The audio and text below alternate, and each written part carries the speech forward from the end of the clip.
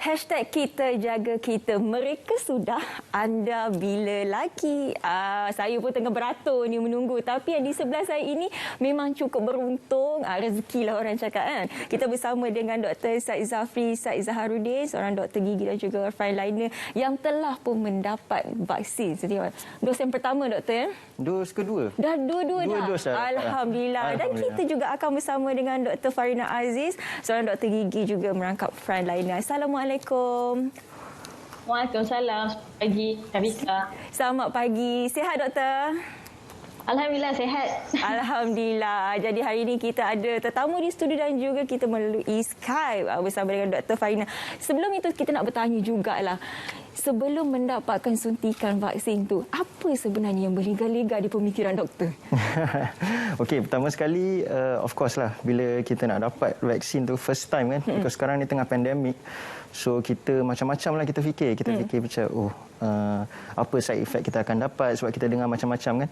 Tapi of course kita juga sebagai doktor kita sedia arif dan sedia maklum akan apa kesan-kesan vaksin ni dan macam mana vaksin tu berfungsi. So kita sebagai pengamal kesihatan tidak berasa begitu takut lah sebenarnya bagi saya lah. So okey, Alhamdulillah semua prosesnya pun berjalan lancar. Macam Dr. Farina sendiri bila mula daftarkan diri untuk menjadi penerima vaksin ni doktor? Masa saya dapat vaksin tu, saya masih lagi bekerja dengan under KKM lah. So, kita sebagai KKM workers automatically dapat vaksin tu. So, saya dapat quite awal. Dalam first dose saya 13 hari bulan 3 and second dalam 3 April. 3 April. Baik. Mungkin doktor boleh kongsikan juga kepada kami semua pengalaman doktor ketika mendapat suntikan vaksin dos yang pertama dan juga kedua.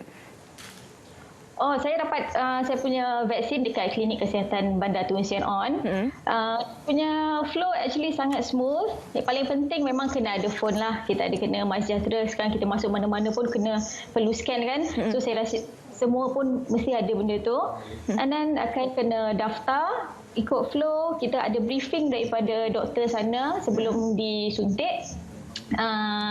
Dalam proses suntikan tu sangat laju, tak rasa pun, memang sekejap sangat, and then kita 30 minit under observation. Very simple. Mudah sahajalah sebenarnya untuk kita melalui proses vaksinasi ni. Kalau macam doktor, sebelum mendapatkan suntikan vaksin ini, bagaimana sebenarnya doktor menjaga SOP dan juga langkah-langkah keselamatan ketika bersama dengan pesakit di klinik doktor? Okey, ketika bersama dengan pesakit, of course kita kena practice standard SOP yang sedia ada lah. So kita kena pakai face shield, pakai mask, basuh tangan sebelum kita start memulakan rawatan. Dan also kita kena pastikan kita pakai gown and all those things lah.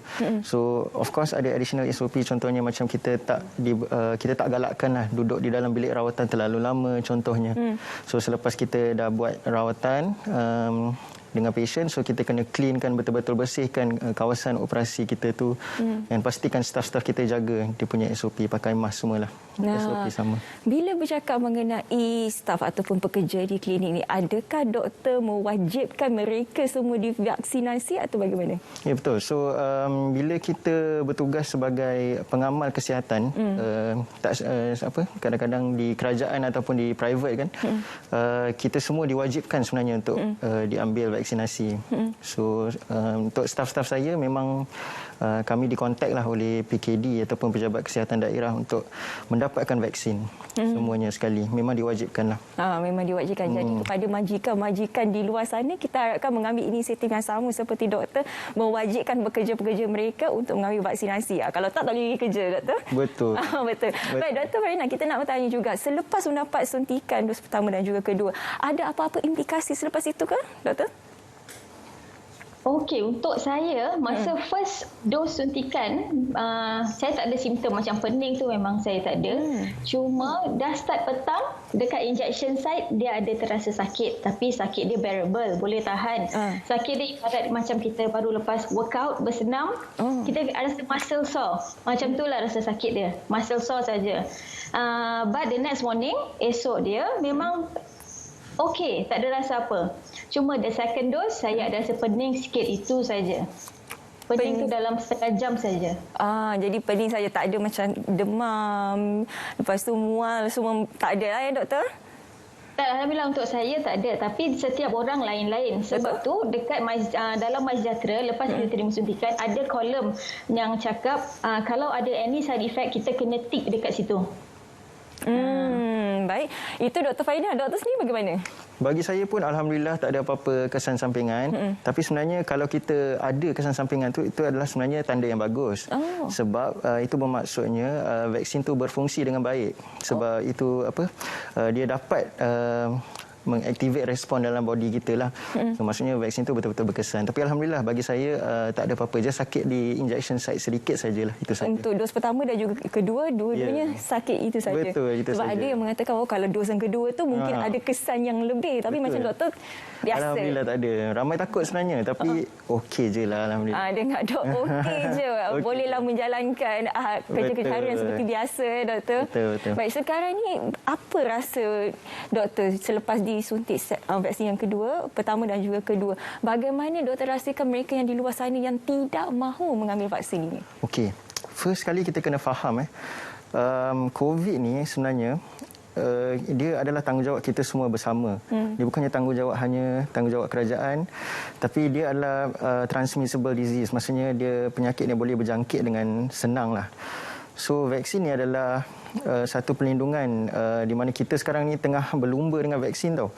So vaksin ni dia akan mutate. So kalau kita biar dia lama, dia akan mutate lagi dan akan ada varian baru.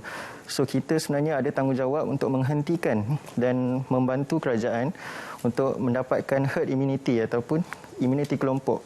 So disebabkan itu kita semua wajib ataupun bertanggungjawablah untuk mendapatkan vaksin. Dr. Farina pula bagaimana? Nasihat dan juga kata-kata kepada mereka di luar sana yang masih ragu-ragu mengenai vaksin ini. Okey, pada pendapat saya lah, kerajaan dah buat yang terbaik. Kita sebagai rakyat kena tolong kerajaan juga mainkan peranan kita ambil vaksin sebab kita nak dapatkan herd community tu.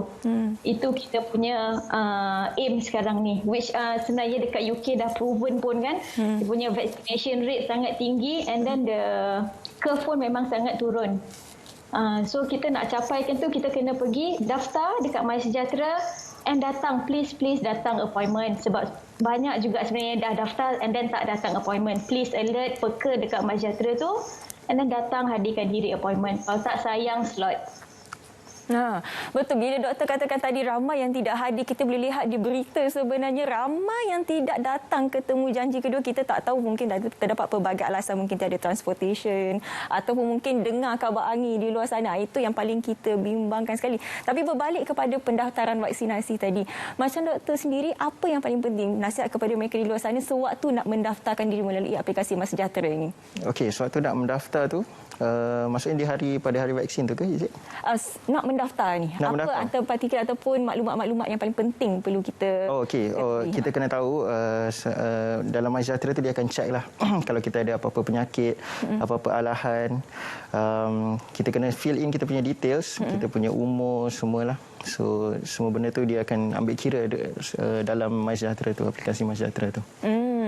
Jadi bila kita bercakap mengenai COVID-19, masalah yang selalu kita dengar ialah mereka takut. Ada juga yang risaukan tentang penyakit-penyakit seperti doktor kata tadi, ada yang mungkin terdapat alahan. Betul. Kalau macam alahan bagaimana doktor? Alahan, kalau kita cakap pasal vaksin COVID sekarang ni, apa yang kita tengoklah, severe allergic reaction belum ada lagi ataupun very jarang lah. So rakyat tak perlu takut. So dia sama je lebih kurang macam kita ambil vaccination flu jab ataupun vaksinasi apa-apa yang kita pernah ambil lah sebelum ni. So jangan risau sangat sebab sekarang ni banyak maklumat palsu disebarkan melalui WhatsApp. So perception ataupun persepsi masyarakat tu dia jadi takut untuk ambil vaksin, especially warga-warga tua. Betul. Ialah sebab warga emas ni dia duduk rumah, dia baca. Itulah yang diterima bulat-bulat kan. Jadi sebenarnya tanggungjawab kita untuk memastikan berita itu sahih dan jangan tular berita yang tidak benar. Kita nak bertanya kepada kedua-dua doktor gigi. Kita dah lindung diri kita, doktor dah ambil pun vaksin, tapi mereka ataupun pesakit itu belum lagi mendapat vaksinasi. Bagaimana? Adakah selepas ini doktor sebelum menerima pesakit akan semak terlebih dahulu? Ya, betul. So itu actually adalah sebenarnya praktis yang kita amalkan di setiap klinik, saya percaya. Sebelum apa-apa pasien datang, kita akan screen dulu. Okay, so of course satu dengan bantuan MySejahtera. Bila MySejahtera pasien tu sendiri dia mengatakan pasien tu adalah high risk, of course dia tak boleh. Dia akan detect daripada situlah. Lepas tu nombor 2, di kaunter sama ada di klinik kerajaan ataupun di klinik swasta, kita akan bertanyakan, okey, ada apa-apa kontak rapat tak atau ada apa-apa gejala tak. Okay, and then number 3 is of course walaupun patient tu tak divaccinated, tetapi kita pekerja kesihatan divaksin. So maksudnya kita peluang untuk kita sebarkan ataupun mendapat penyakit itu kurang berbanding orang yang lain. So disebabkan itu imuniti kelompok itu sangatlah penting. So semua orang wajib mendapat vaksin lah sebenarnya. Baik, Dr. Farina mungkin boleh sedikit saran dan juga kata-kata kepada mereka di luar sana daftarkan diri dalam program vaksinasi ini. Silakan doktor. Okey, kita berharap untuk semua orang dapat mainkan peranan lah. Sebagai rakyat, kita tolong sama-sama Malaysia dapatkan herd community ni. Untuk kita kena sama-sama fight the virus lah sebenarnya.